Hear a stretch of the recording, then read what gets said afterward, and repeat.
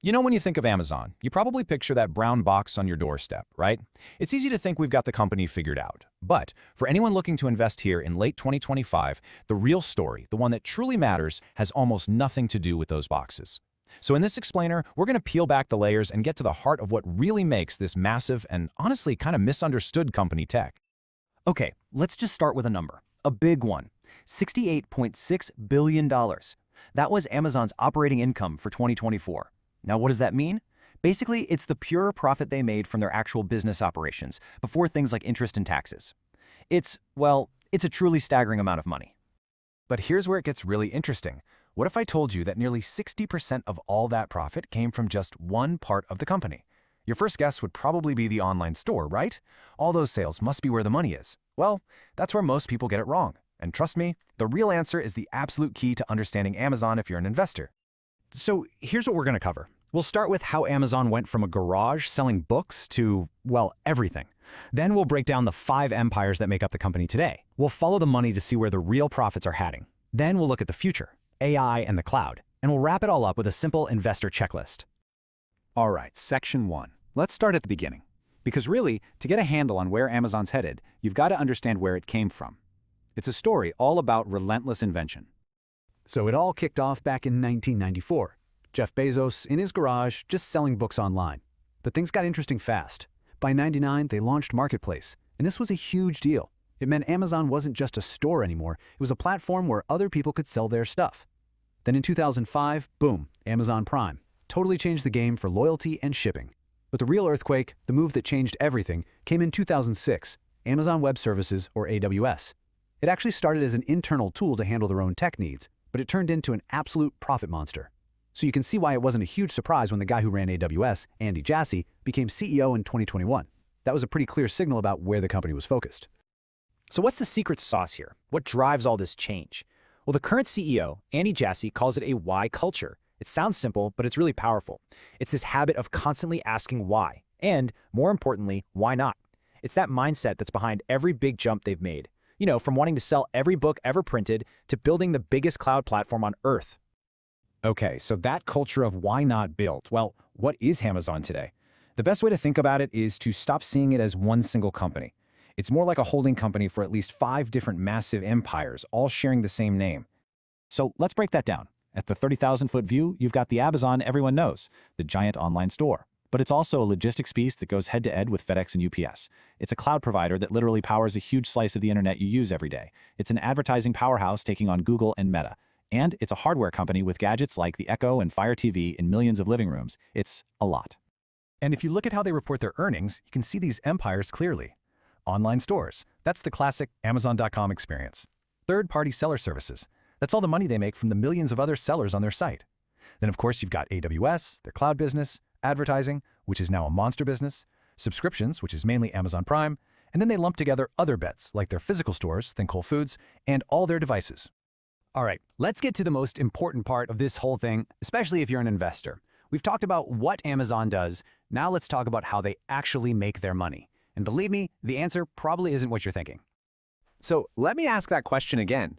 When you think about Amazon's revenue, the total cash coming in, what's the first thing that pops into your head? It's got to be the online store, right? That constant stream of boxes showing up everywhere. And you'd be totally right. That's what the sales numbers show. If you look at 2024, the online stores and the third-party sellers, together, they made up a whopping 63% of all the sales. That's the retail engine, firing on all cylinders. Meanwhile, AWS, that's just 17% of the sales. So you'd think, okay, case closed. Amazon is a retail company. But hold on a second. Because this is the slide that changes the entire story. Now we're not looking at sales anymore. We're looking at operating income, the actual profit.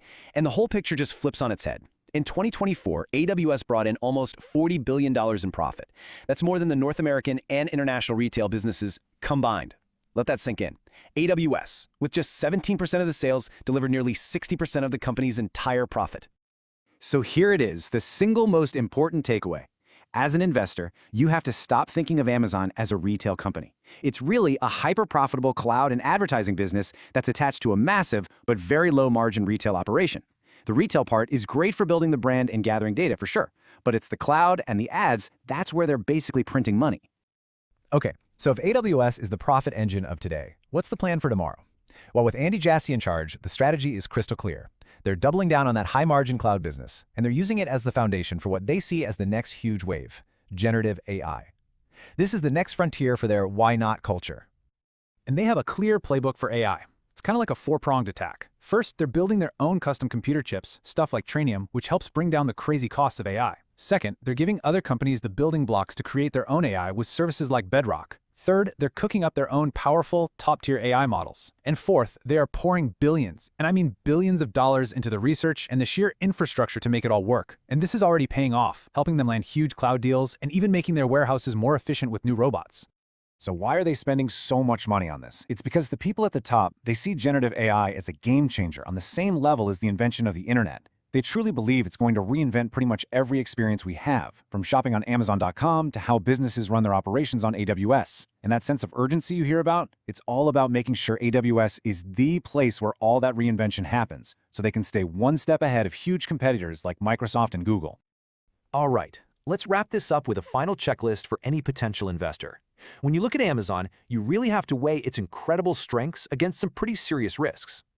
So let's start with the bull case, the reasons to be optimistic. First off, AWS is just a cash machine, plain and simple. Their logistics network is a massive competitive advantage, a moat, as they say, that took decades to build and rivals the biggest players out there. Their advertising business is growing like a weed, and the marketplace has this awesome network effect. More sellers bring in more buyers, which in turn brings in even more sellers. It's a powerful cycle. Now for the bear case, the things to worry about. Amazon has brutal competition in literally every part of its business. Think Walmart for retail, Microsoft and Google for the cloud. They are constantly under a microscope from regulators all over the world. The retail business runs on super thin profit margins. And all that money they're pouring into AI, well, that's a huge bet, and big bets come with big risks. And that really brings us to the big final question, doesn't it? We've looked at the strategy, we've looked at the numbers, but the secret to Amazon's success has always been this unique culture, this idea of always acting like it's day one, staying hungry, staying curious. So the real question for the next 10 years is that culture going to be enough to handle all these risks and to win what comes next? For what it's worth, the company's leadership seems to think that culture is everything. As the CEO, Andy Jassy, wrote in his last shareholder letter, the main goal for a company this big is to make sure it's always, always day one.